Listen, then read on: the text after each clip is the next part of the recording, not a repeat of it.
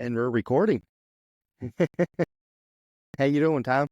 I'm great, Justin. Thanks, mate. It's great to be here. So, what time is it there right now? It is 9:30 in the evening Oh, over wow. here in the cold old UK. The UK. Yeah, That's another dream spot of mine to go to. yeah. Well, It's I'm right in the middle. So you've got I'm kind of 50 miles from somewhere interesting if you like the cities in each direction, and I'm just where the cows and the farms are in the middle. So Well, I've been to Heathrow before only because I had to catch a plane to Africa, so I had a oh layover. wow, Yeah, I was a weightlifting competition actually. wow. So I was only there for a night, but still, I loved that. Loved where I was at, right?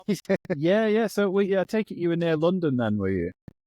uh, If you were at Heathrow. Heathrow Airport. Yeah, so it must Yeah. have been in London. Yeah. Cool. I didn't Cool. venture out too far because, like I said, I had a flight to catch, and Yes. it'd be my luck if I start wandering. Guess what? I ain't getting to Take your own Africa. street. Yeah. Yeah. So let's get an introduction from you, who you are and what you do, and we'll pick it Okay. from there. I'm nobody special, mate. But I have I've had a weird long career of doing perfectly normal things, and I did 25 years in hospitality, working in big hotels in the countryside. I've worked at Bentley, making cars. I've worked for Games Workshop, making Space Marines, and then 4 years ago, I saw my first UFO, and it really blew my mind. I mean, I've always been kind of a nerd about science and space and all of that stuff. Anyway, when I was a kid, I was very, very lucky. My mum took me to Florida, and I got to see the Space Shuttle Columbia take off, and it was the most important moment of my entire life. And then, so I've always kind of studied the stars, and I know, oh, that's a shooting star, this, that, and so. Yeah, I had. I'll get into it later, but I had my first sighting of a UFO, and it really threw me. And then about probably 3 weeks later, it happened again in a slightly different Oh wow. way, which I'll get into. But prior to that, I mean, apart from the X Files and stuff, I'd never really had any interest in it whatsoever. I always thought, cool. It's all right. I didn't really have an opinion, but then when you see one, and then when it happens again, all of a sudden I was just, I need to know everything about this now. And then it's been a crazy few years since then, mate. So since I had like my second sighting, and since then I've had like multiple real strange things happen and seen stuff. And like people talk about synchronicity and this kind of stuff, and so much like honestly, my entire life's changed over the last kind of 4 years, and I've gone from working in hotels and managing business and stuff to now I'm a full-time YouTuber, and I'm also co-host on the UAP Files podcast, which I believe is where you got in touch with us from. So It was, yes. So it's been a wild road, man. It sounds like it. So let's back it up. Like when you say you had your first sighting, what was that like for you? Like, Okay, well, you'll have to bear with me. I mean, a lot of people are going to think I'm totally crazy, but the one thing I can definitely tell you is I thought I was crazy too, but I've kind of worked through that, and sometimes the truth's a little bit weirder than your imagination. So, we all remember lockdown, and during lockdown, I was basically living the Shining movie because I was working in this massive hotel in the countryside. And when they announced that we had to close, it was like there was no like rule book for well, you're allowed to stay here and you're allowed this security guard or anything. It was literally just we just saw on TV like, okay, go home. That's it. You've all got to lock down. So the owner of this hotel was like, I can't leave this place completely empty and unguarded. Like anybody could just walk in and steal whatever they want. So do you want to lock down here? And I was like, okay. So I guess. I ended up staying in this empty hotel for nearly a year. It was super surreal, but it was beautiful because I like peace and quiet, and it was there in the countryside. I could like walk around the golf course, and I restore guitars and stuff. So I was doing that, in the hotel lobby, and I had a lot of time to watch YouTube. So I was watching YouTube one day, and I was watching this video about there was these 4 guys, and they were all about my age, and they all seemed totally different. They didn't know each other or anything, but they'd all had this really weird experience where, and this is where we're going to get weird, they'd all been either praying or just outside kind of admiring kind of how beautiful the sky was or something like that. And they'd all seen something happen in the sky. And these guys had kind of gone on Reddit and said, what the hell? Like, I don't understand what I've seen. And then it was like, well, that's happened to me too. And then these 4 guys got together. So long story short, I watched these 4 different people being interviewed. And because I try and be skeptical of stuff like this, but I was like, that's interesting that 4 different people from 4 different worlds, if you like, have all had the same experience. So it was really bugging me, and I was like, oh, I want to try this and see what it's all about, because I did a bit of meditation and stuff like that. So lockdown finished. I drove home at, I don't know, it was probably 10:30 from my job one night.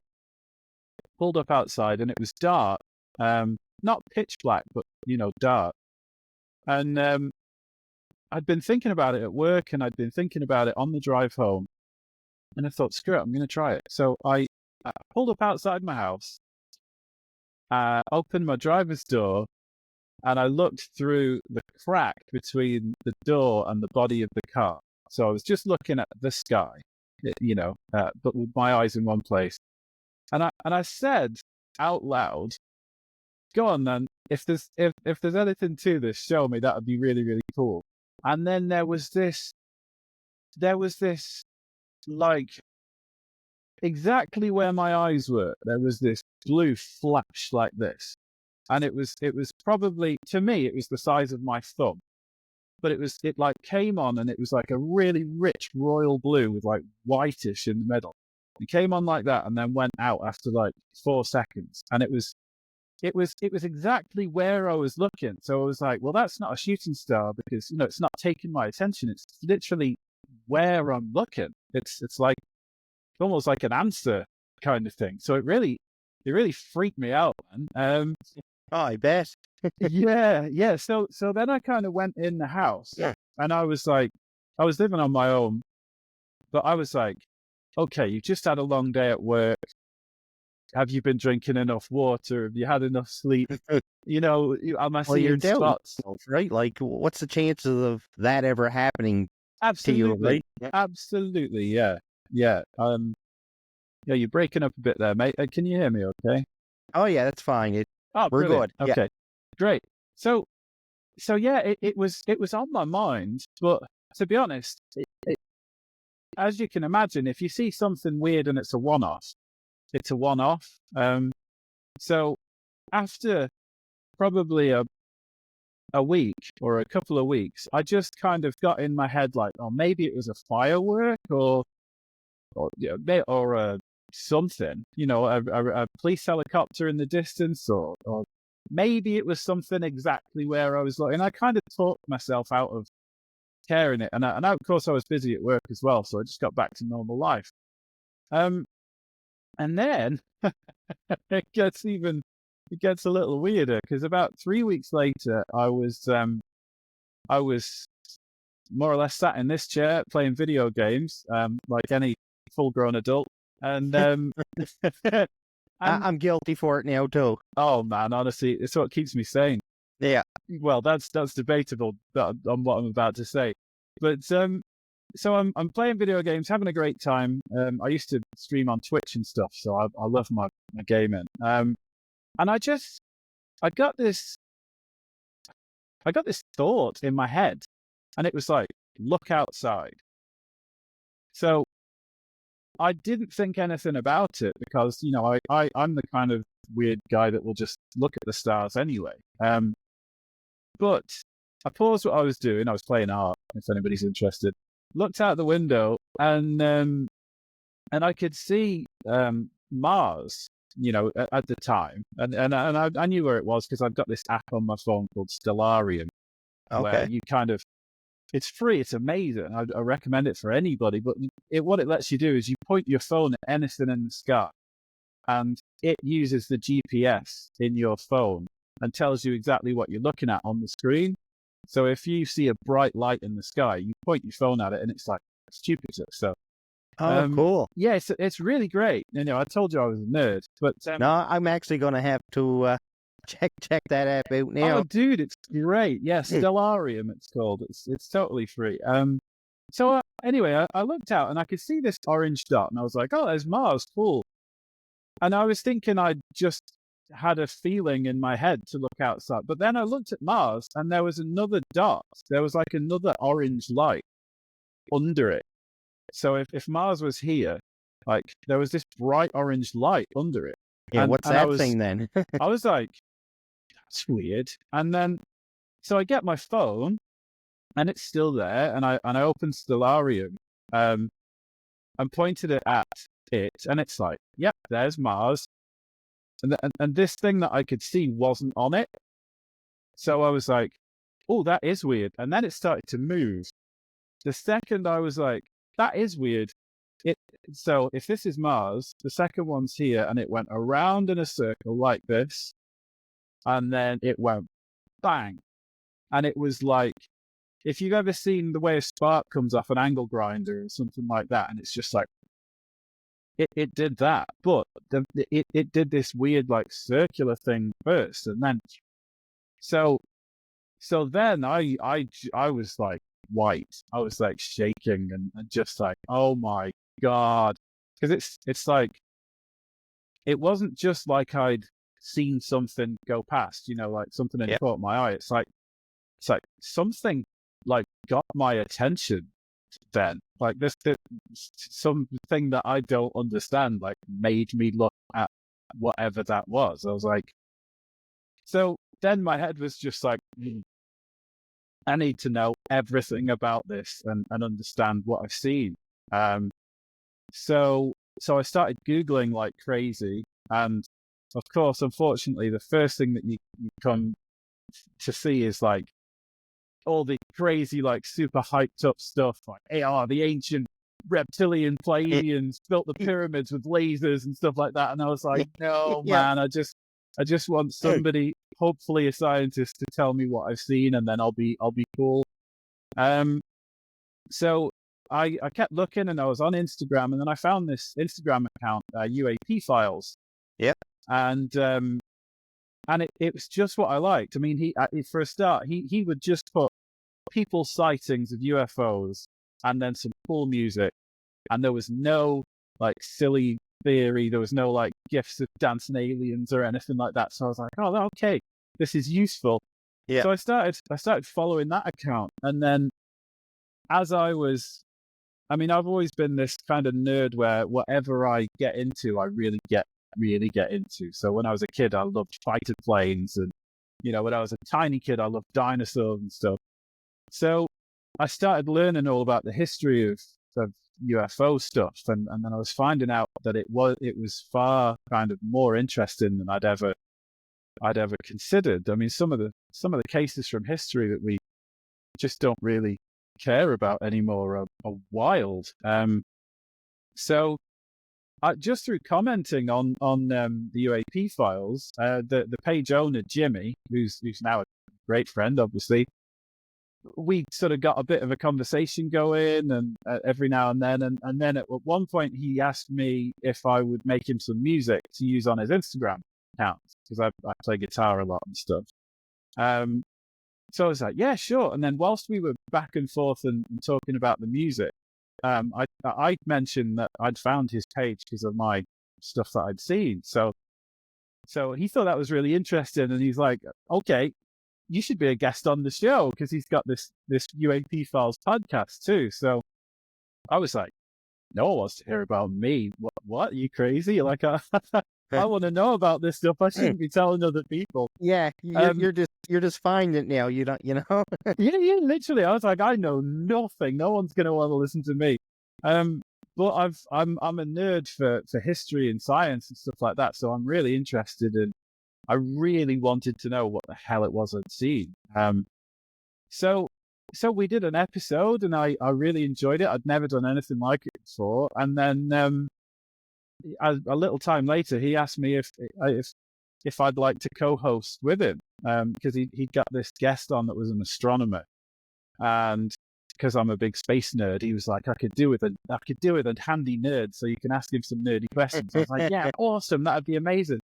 And then it went great, and then I ended up being co-host on that. So all of a sudden, I'm like interviewing these people that I'd been watching on YouTube, and it was like life was a video game. I was kind of interacting.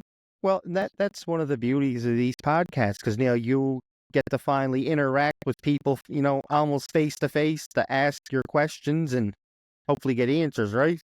Yeah, that's it, man. I feel so lucky, because I mean, podcasts are such a great thing for normal people like me to be able to speak to people all around the world like yourself, but also like scientists and stuff. When I was growing up, if you wanted to see a scientist, you had to go and knock on the door of some telescope up a mountain or something. And now it's like you can just pop people an email and say, hey, do you want to be on my podcast? And find yourself speaking to some incredible people. So yeah, for sure.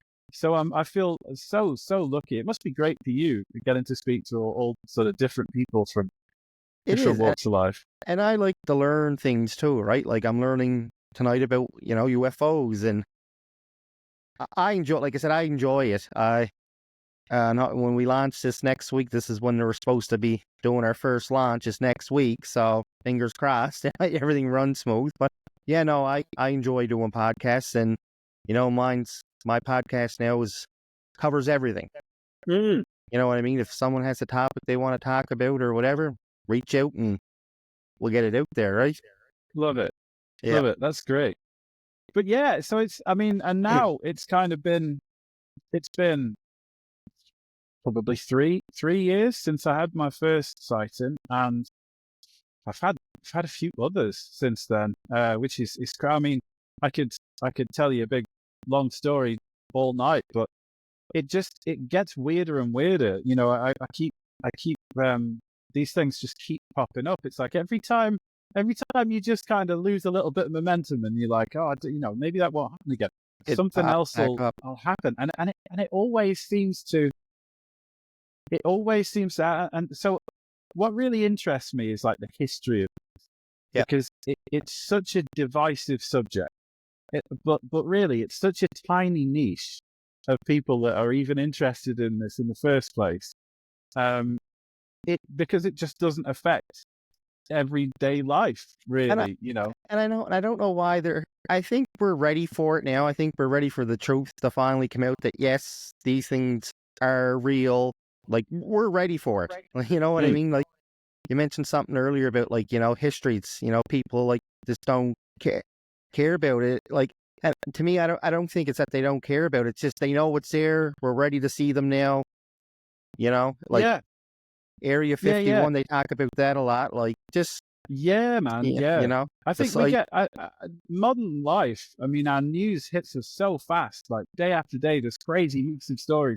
Yeah. And it's kind of like living like a tuna fish now. We've got to keep swimming or die. If we survive COVID, I'm sure we can survive a UFO, right? Absolutely, mate. Yeah. But it's crazy. Like it's one of those fields I never thought I'd be in. I never thought I'd be in this position ever. If I'd have said to myself 5 years ago, you're going to be doing a podcast about flying saucers, I'd have laughed myself out of town. But there's kind of two. So there's people that are really interested in it just to debunk everything. Like they'll say, "Oh, that's a seagull, that's a balloon. This is," but like Well, that's another That's a thing I was really just. important. Go Well, for it, dude. okay, well, that was another thing I was going to say. Do you picture how many, or just imagine how many people actually see a UFO up there, but just at the satellite? Yeah. You know, like, look at Yeah, Starlink yeah, when yeah, yeah. like it flies over, and you can see all that, and it's, oh my God, what's that? You know what I Yeah, mean? yeah, But yeah, how many times massively. have you actually seen something similar to that and thought it was a Yeah, satellite? totally, You know? totally. That's why it's so important. I mean, for starters, there's a really important statistic. So there's this researcher called Richard Dolan. He's like this old legend of UFO studies, and he's done studies that say that only 1 out of 1,000 people that actually see something weird ever tell anybody else, because there's so much stigma. And as soon as you say, like it's crazy. Like if you see an amazing shooting star, you can Hmm. tell anybody in the street and they'll be like, oh, that's cool. And just take your word for it. But if you say, I saw this crazy light in the sky and it moved in a way I don't You're understand, they're like, crazy. oh, really? Oh, Yeah. really? You got the tinfoil hat, have we, buddy? So Mm. there's so many barriers between, even if people do see something, and it is weird, because a lot of stuff up there looks weird but is perfectly normal, which is why stellarium, for example, is a great, because you can say, a lot of people at the moment are seeing Jupiter and they're going, oh my God, there's one of these drones, it's been hovering over my house all day, and it's like, no, it's the biggest planet in the solar system. Yeah. But there's like flight radar 24, so you can tell if you're looking at a plane. It's the same thing, you point your phone at it and it'll tell you if it's a jet and where it's going, and there's apps to tell you if it's supposed to be there, if it's a comet or if it's a satellite and stuff. And if it's none of those, then it could be something pretty cool. But people just don't know what to do with it. And unfortunately, there's a lot of people on the internet. It's like they say, the empty can rattles the most, and a lot of people will tell you they've got all the answers and all this stuff to get clicks, and that kind of takes away from the really important data of, we don't know It's a what this is, but distraction, right? yeah, well, that's it. Yeah, I'm not saying it's a big conspiracy. I think it's a bit of a bandwagon, but Oh, I definitely think that there is something out there, and I think it's been discovered many years ago why yeah, the higher powers are keeping it from the general yeah. public. Why do you think that is? Why do you think that, the higher powers aren't just coming out and saying, hey, listen, these things are here, deal It's a with it really kind good of thing, question, right? mate. It's a good question, and I can give you a really long answer on it, or like a reasonable answer. And basically, for the biggest mistake that people make is they think that the government is this like giant skyscraper full of people that are all working to the same book. And reality, it's lots of small groups of people with their own agendas, kind of obeying the same laws. Now, this might sound pretty crazy, but hopefully, if you're interested in this, you can give it a Google and see. But there is, I would say, extremely compelling evidence that people and government agencies have been recovering these things. Hmm. The first one, which was, I'm getting ahead of myself, but so there's a guy that was a very, very high CIA advisor called David Grush. He used to work with putting together the president's daily brief and stuff like that. So this is a guy that was like read in on the nuclear codes and, the highest secrets in America, Yeah. because his job was kind of, if something was popping up that could cause problems, he would just say, okay, I need to know about Iran's nukes. Read me in on this. I need to know everything.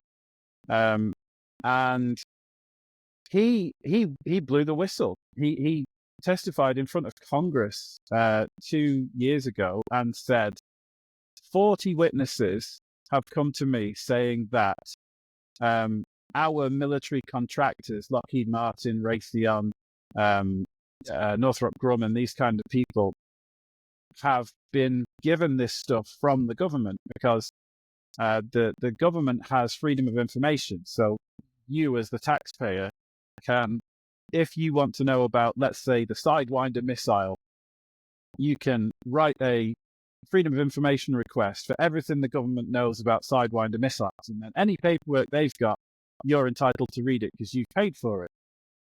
The difference is private industry. Private industry is immune to freedom of information. So if you've got a big secret that you don't want the public to know about, you would recover it, give it to one of your defense contractors and say, I don't want any paperwork, keep this safe, figure out what it is. If you guys make some incredible technological breakthrough, awesome. That's yours. Because at the end of the day, that then benefits America, but they've got clean hands. So David Grush spoke about a crash in 1933 in Magenta in Italy, and it would make the best Indiana Jones movie.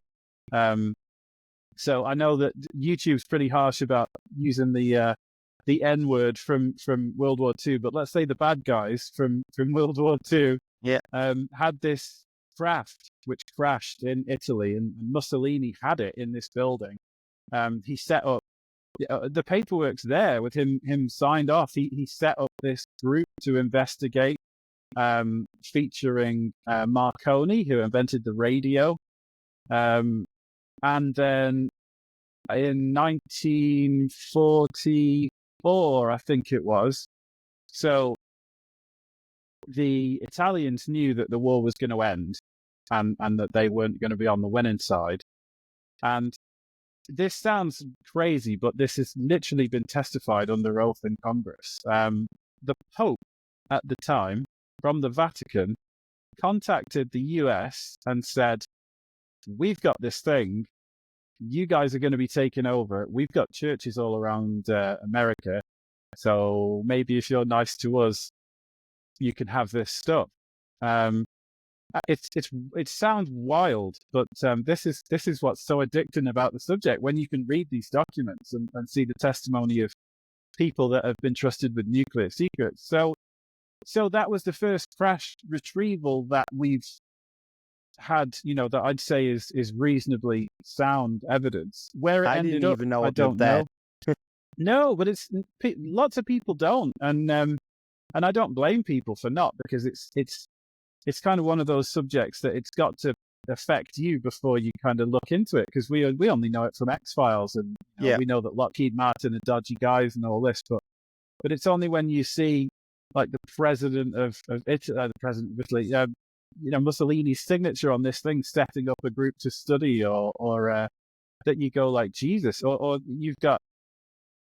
So at the testimony in front of Congress, you've got David Grush, you've got David Fravor, who is, I would say, one of the highest qualified combat pilots America's ever had.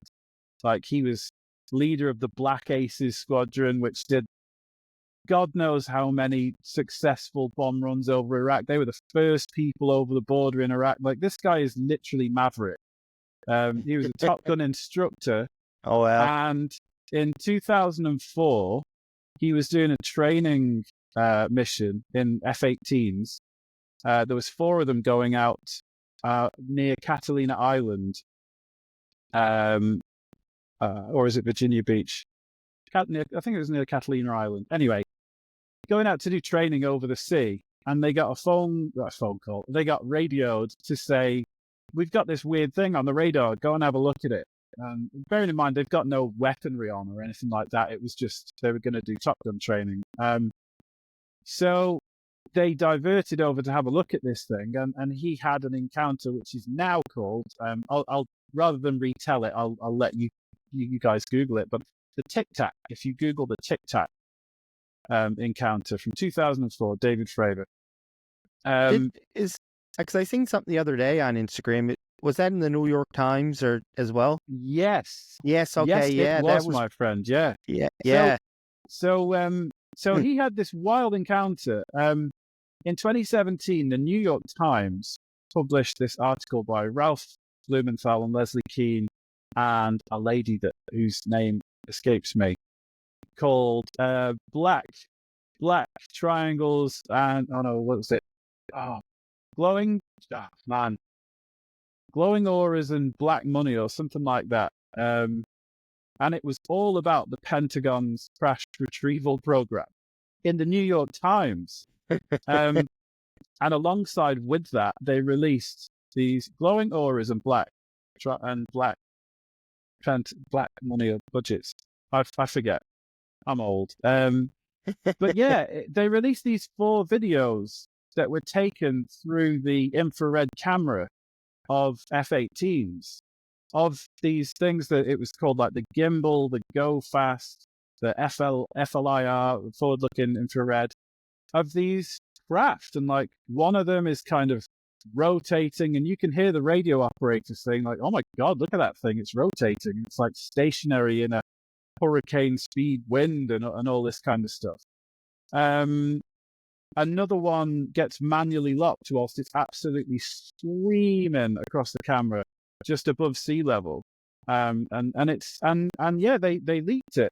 So David Fravor, who was the Top Gun pilot, like then he just came clean about it. He's like, "Yeah, that was me." Then he's on Joe Rogan talking about what he's where I seen. saw it. Yes, that's Yeah, where man. I saw it. Yeah.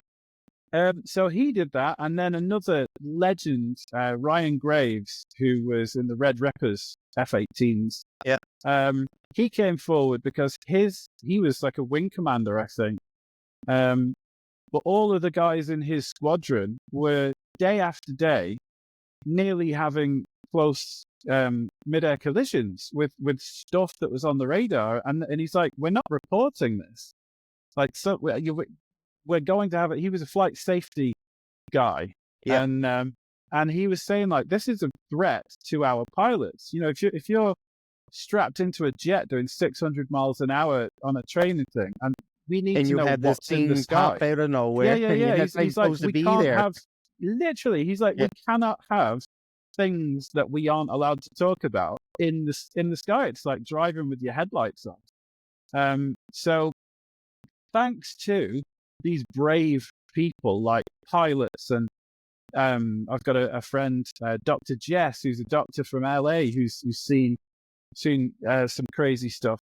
But thanks to what we'd consider credible people, Yeah. this isn't dudes in pickup trucks up on mountain somewhere with a sawn off.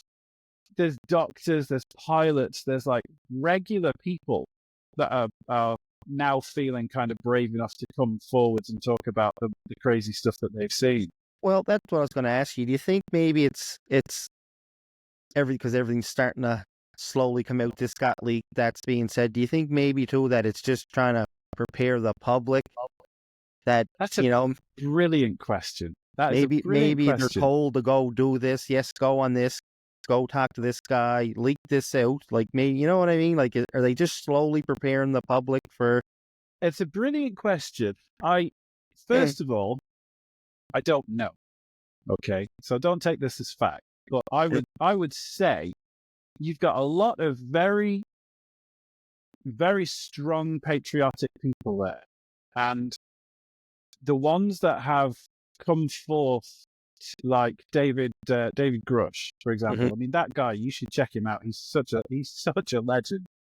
But the reason he came forward is because he's like, this isn't right, and American people are paying for secrets to be kept against them. Like, the world isn't the way that we're told. No. There's this mad technology being worked on, and the benefit isn't coming back to the taxpayer. So he's speaking out from injustice, but it sounds like a conspiracy theory, because I guess that's the definition of a conspiracy theory. But yeah, since probably 1950, and if you look at some of the Spielberg movies and lots of stuff in Hollywood, Yeah. like the it's been like a drop here and a drop there and a drop here, and then years will go by and you'll find out that what was in some movie from the 80s, it's like, oh Jesus, this is based on somebody's actual account. Somebody will come forward. Like, for example, they're talking now about how finally science is kind of getting on board, and it's rather than avoiding it, they're saying like, okay, all right, we'll take a look. Yeah.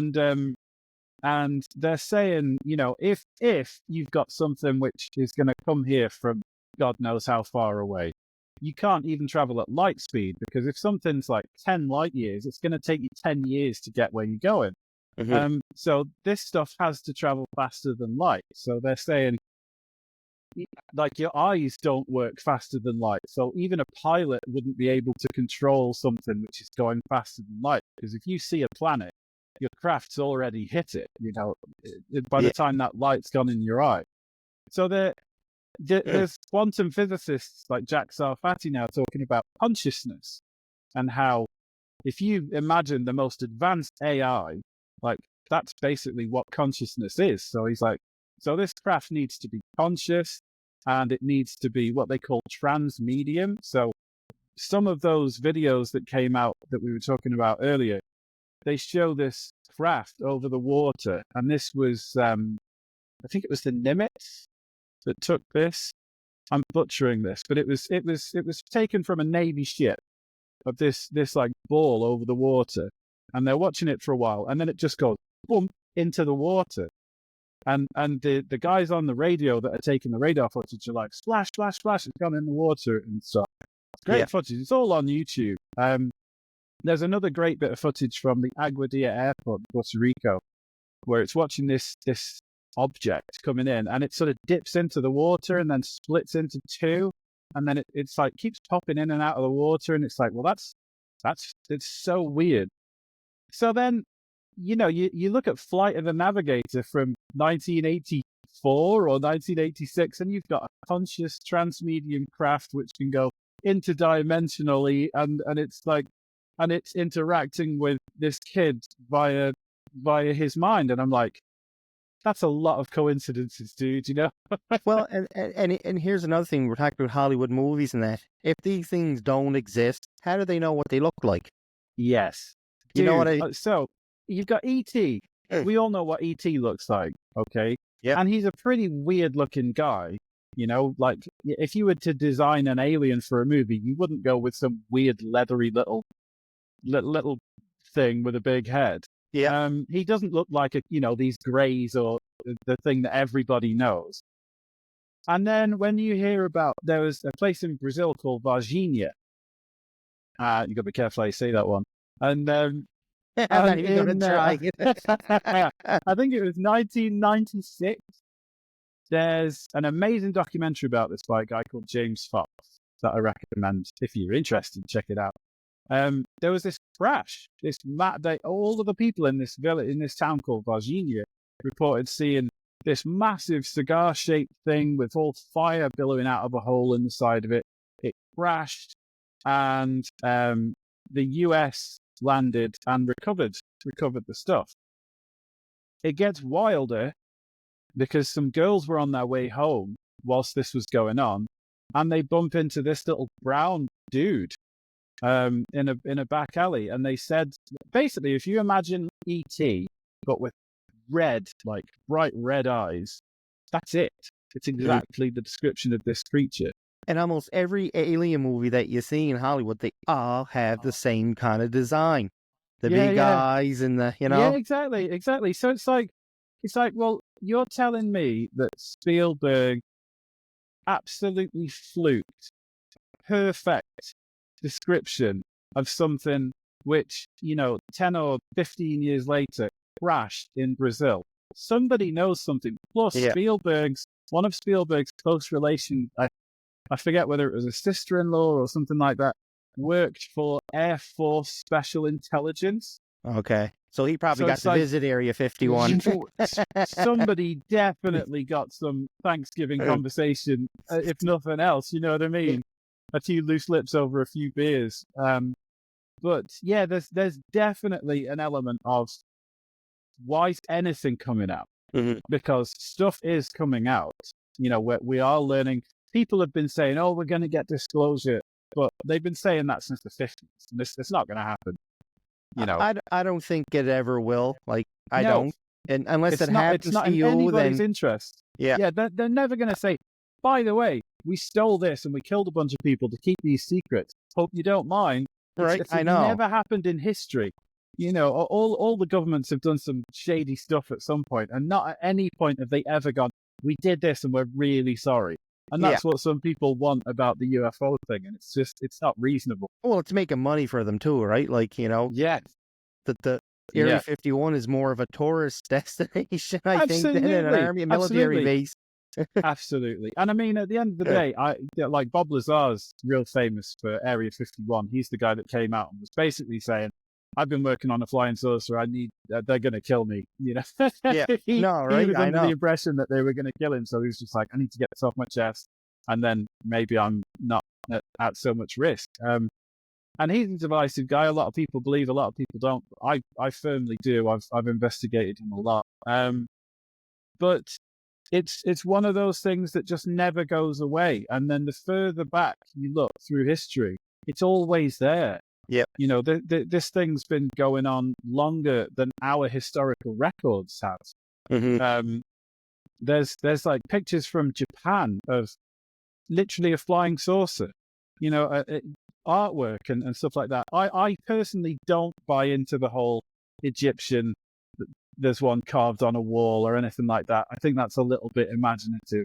This subject is That's just for clickbait on YouTube. yeah, unfortunately, it makes a good story for your nan to watch, I guess. But the frustration is that this thing, whatever it is already the weirdest, wildest thing which has ever interacted with mankind. So we don't need to make it crazier and add like crazy music and CGI and Right. horror effects or like extra details and stuff. But Like it's I just said earlier, we're ready for it.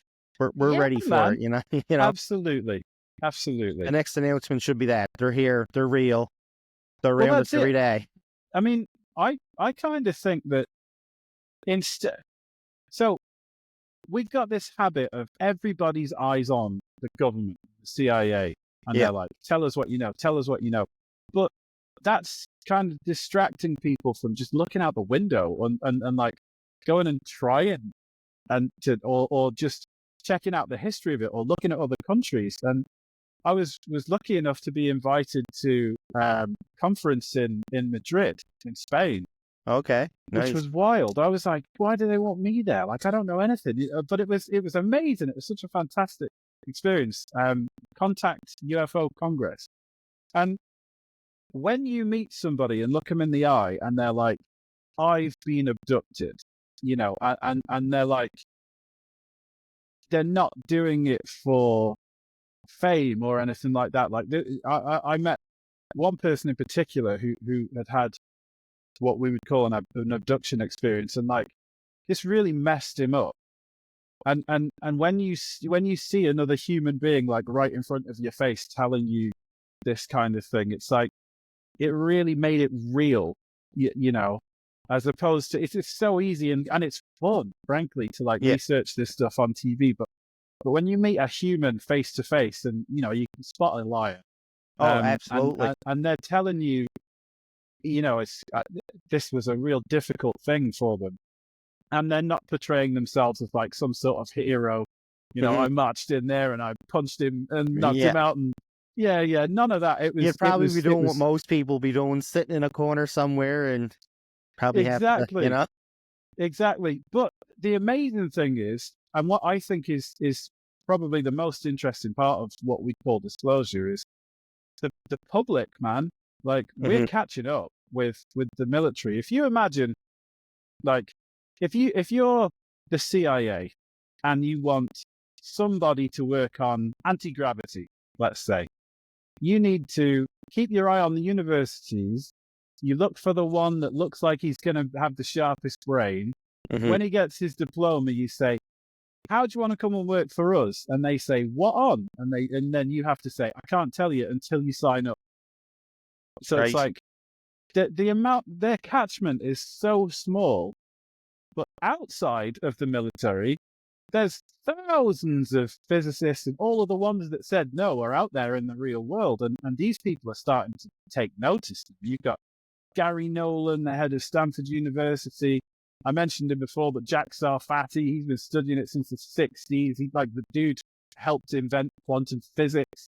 So if these people start talking together and working together, they're really going to find stuff out at a much faster rate than the last 80 years since Roswell. And you said too, like, the public's getting bigger than the military. Technology, like your phone, for example, you can take your phone out and point it up, and right away, an AI, like stuff you can do with that. That's crazy stuff. AI, man, it's scary what you can actually do with that. Yeah. There's some great guys. I was lucky enough to interview on the UAP Files channel, because I've got my own one on YouTube, and I make documentaries. But on the UAP Files, we kind of do interviews with people that have had sightings. So it's a cool balance. Like, I get to go into mad nerdy detail about this stuff, and then we actually speak to the witnesses. But on the UAP Files, we spoke to the Tedesco brothers, and they've got this this group called Nightcrawler Eye on the Sky, and they literally got an RV with radar and infrared cameras and LiDAR, and they just drove to a beach, like studied where the nearest airports were, so they'd know what, okay, if we see this mad light, that's just going to this airport.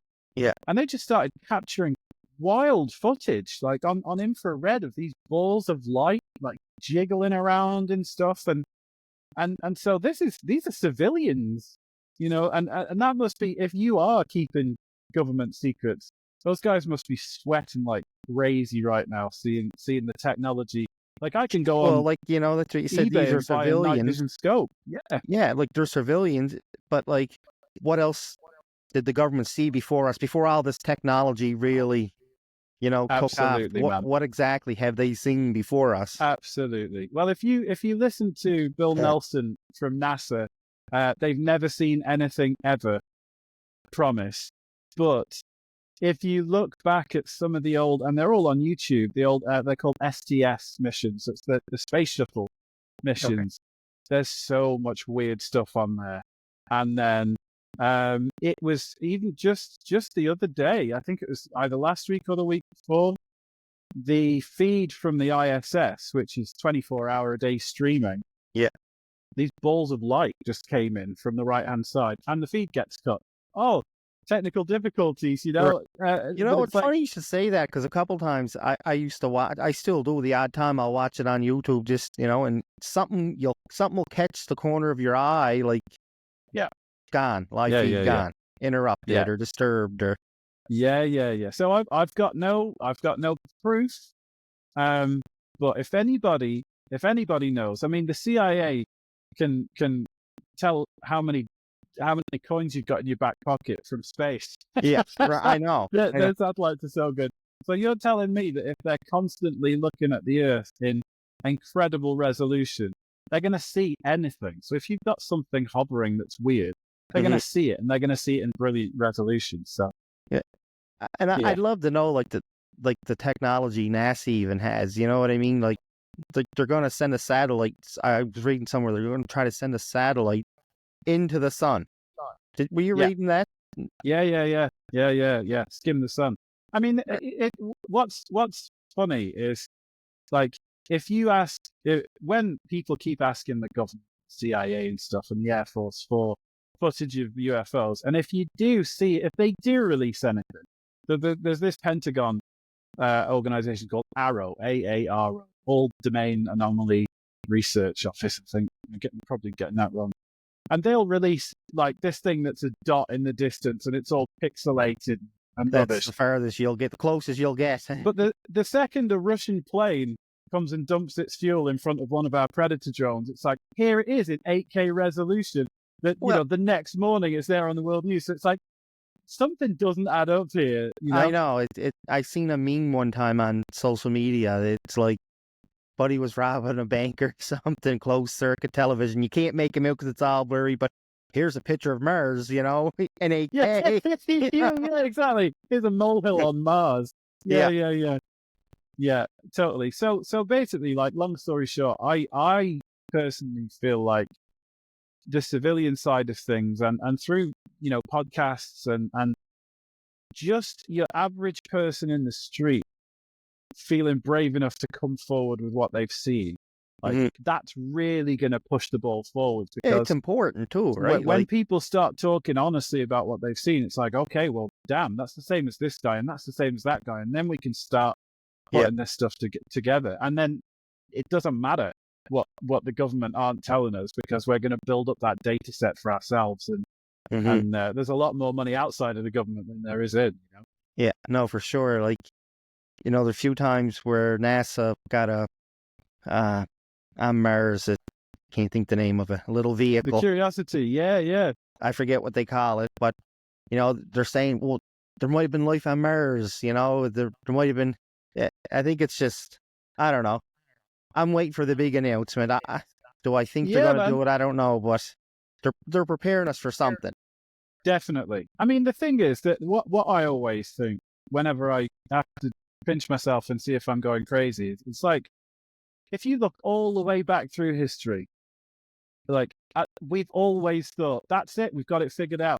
Ancient Egypt, they were like, the gods control everything, and X, Y, Z, and this is how the world works. And then the Vikings are like, two wolves pull the moon around, and that's how life works. And Galileo's there trying to get people to look into his telescope to show them that the Earth isn't the center of the solar system and stuff like that. So, like, every 100 years, we look back and we go, "Oh my God, we were so dumb."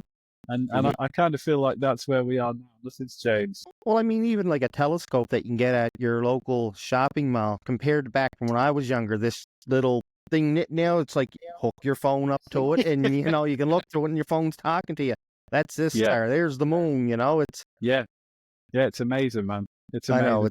Technologically wise, we're in such an amazing position. So we just need to start being brave enough to actually talk about what we've seen without worrying about everybody pointing and laughing at you. But there's so much I can testify, right? Like, oh God, technology, your phones. Well, I don't want to talk about what I saw when I can just read about whatever.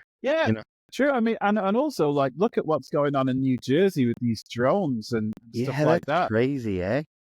But then, I mean, I don't know what it is. I've actually done a 3-part documentary on my channel about something that I think is 90% of what people are seeing.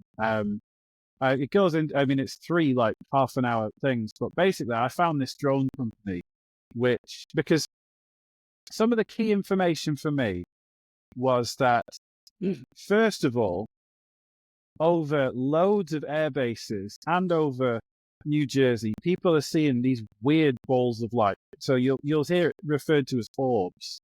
Okay, and they're like, they move weird. They can like sit still in really high winds for 8-9 hours. Yeah. They can split into different things. And they had, in the UK,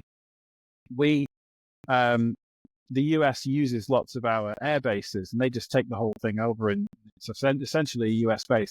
And there's one, RAF Lakenheath, and for, I think it was 2 weeks in a row, they were scrambling F-15s, and there's all these weird lights there, and there's dudes that are these plane spotters, a couple of which we've spoken to. They're super nerds, great people.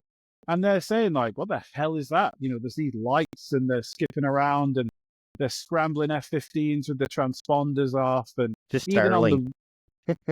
but even on their radio, on the pilot's radio, they're saying there's multiple UAP taking off to the north and the south. That's literally a clip I've got on my channel. So that's weird. What 90% of it is a drone. It's literally a vehicle, because they've got FAA lights on. So a red light on one wing and a green light on the other. On the other, yeah. That is made by people. Flying saucers don't need that. No. So what we are seeing, 90% of is strange craft. And I say craft, like, don't think spaceship, like vehicles in the sky, as big as a car, some of them are. And they're flying these like grid patterns. The sheriff was saying there was 50 at a time came in from over the sea. So I started looking into that, and that was a really key point, because I'm like, okay, so how do you get 50 car-sized drones in the air at once? You Yeah. know, if these things have got, I looked into sort of prototyping military drones, and you're looking at kind of a 6-7 hour linger time for some of the most advanced ones. So I'm like, well, they haven't flown in from another country if they're coming in from the coast. So something's out there launching them.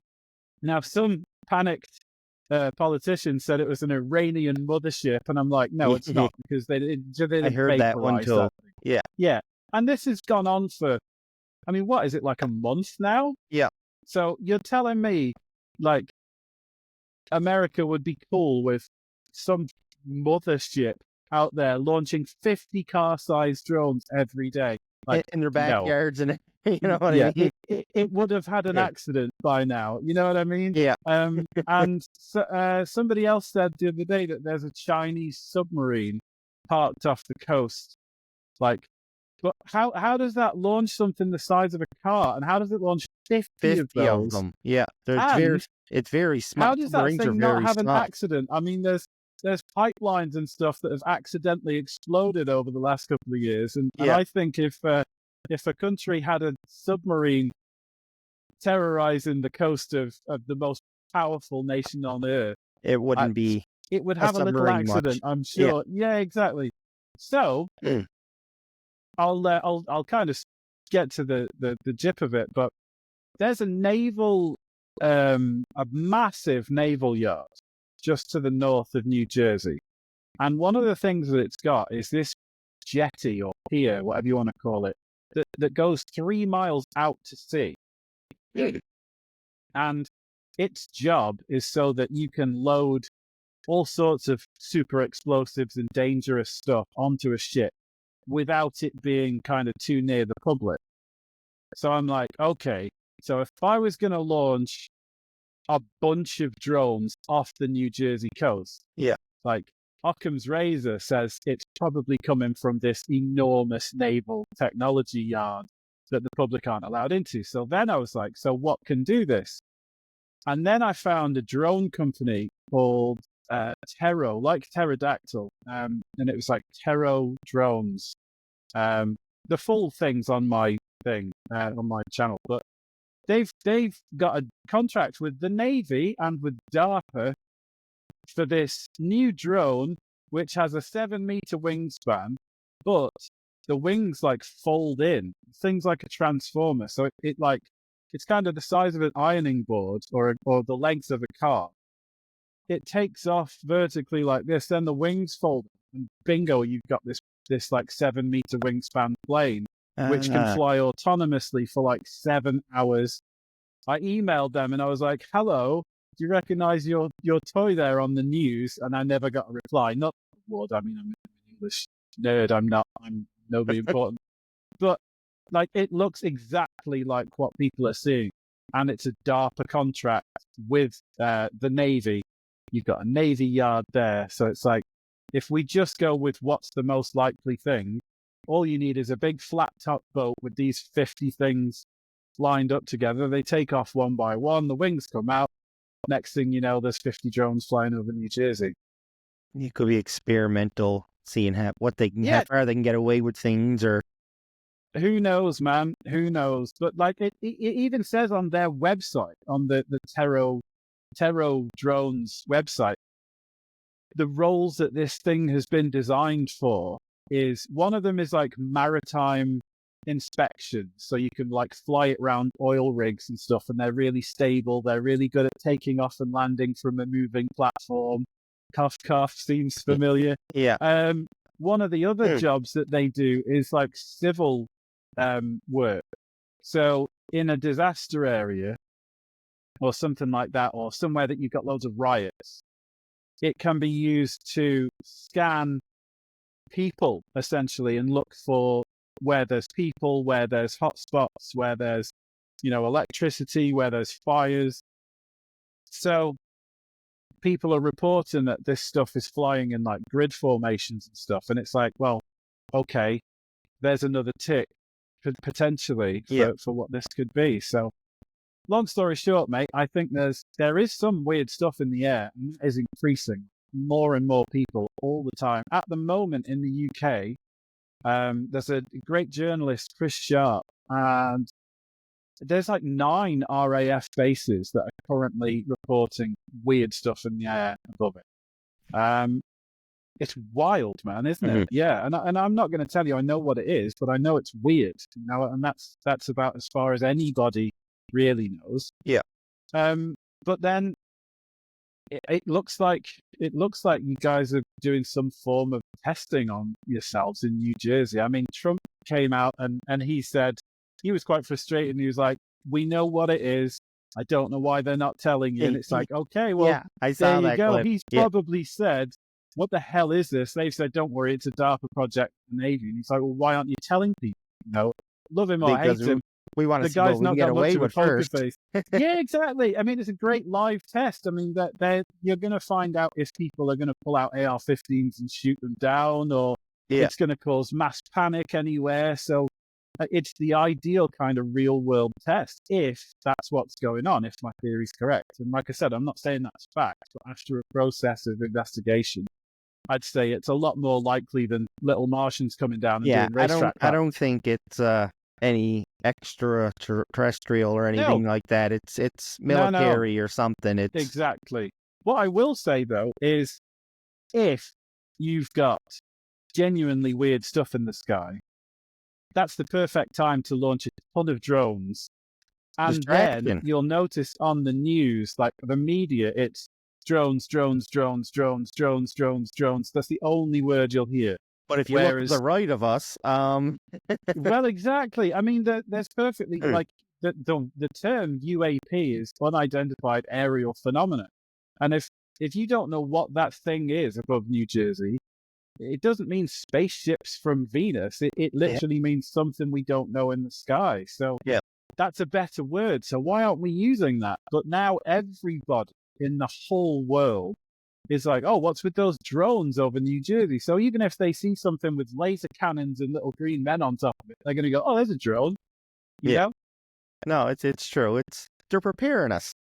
I do feel I try and avoid conspiracy, but I do feel that that's a little bit too convenient. You like everybody. Yeah, I keep getting a bunch of messages saying like, what's with these drones? And it's like, well, how do you know it's a drone? It's the size of a car. Yeah. You know, how many drones aren't can that, you buy? You know what I mean? You know what I mean? Like it's something like military and I can't see it being another country coming in here because it would only last maybe not even 30 seconds and it'd be gone. So yeah, totally. Yeah. It can't be from another nation. And as we know from Area 51 and kind of black projects and stuff like that, you don't test them over international waters or somebody else's country, for God's sake. Yeah. Because all it takes is one farmer to shoot one down, and all of a sudden, all your secret research is under the government. So, like the F-117, the B-2, they were all tested over the desert, and I'm sure people were going, "Oh my God, I just saw this black triangle fly over," you know? Yeah. So if it is the Navy and DARPA testing their stuff, you do it over a residential area where if it crashes, then you're there and you can grab it. You're there. You just go in the neighborhood and pick it up.